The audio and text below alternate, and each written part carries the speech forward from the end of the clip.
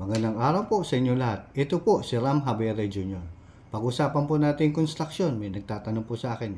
Kunyari, pagawa kong 3 bahay, iba-iba location. May kinausap ko pinsan ko, may kilala ka ba? May pinakilala siya akin na kontraktor. Okay, binigyan ko na ng, nag-usap kami, gumawa na siya ng plano, pati gastos. At yung umpisa niya, nag-down na ako. So, nagbayad ako sa kanya. Hindi ko na siya napapasya ng gano'n kasi picture lang dahil medyo malayo ako, busy ako sa trabaho. Nitingnan ko, may picture, gawa na. Nakakalahati na to, singil ulit siya. Ito, malapit na naman sa kalahati. O yung pangatlo, okay naman. So hanggang sa nakabayad ka na ng full payment. Nag-full payment ka na. Pagdating doon, yung isa tapos, yung isa kalahati, yung isa goes. Tingnan mo siya, bayaran mo yan, solid mo yan. Hindi, kakasuhan kita. Sabihin niya, hindi kalahati kasi yung pera, kinuha nung pinsan mo. Yung endorso na malapit sa'yo. Ayun, ibig sabihin, bablock mo yung pinsan ko dahil para hindi kita kasuhan. Wala akong problema sa iyo. Kasuhan kita, problema mo sa kanya yun.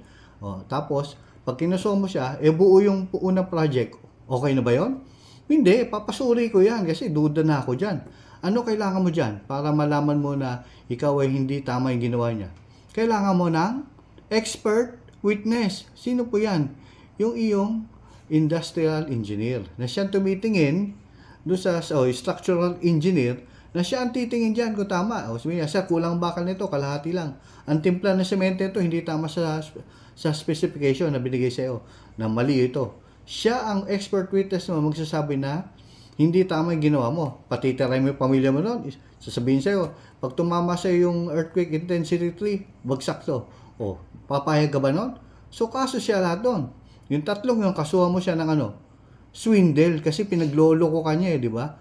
Ngayon, kung sasabihin niya kalahati ng pera mo, binayad mo, kung 10 million yung kinuha niya yung 3, yung 5, binigay sa pinsan mo, hindi ko problema yun, kasalanan mo yun, di ikaw, habulin mo siya, basta ikaw, may kaso ka sa akin.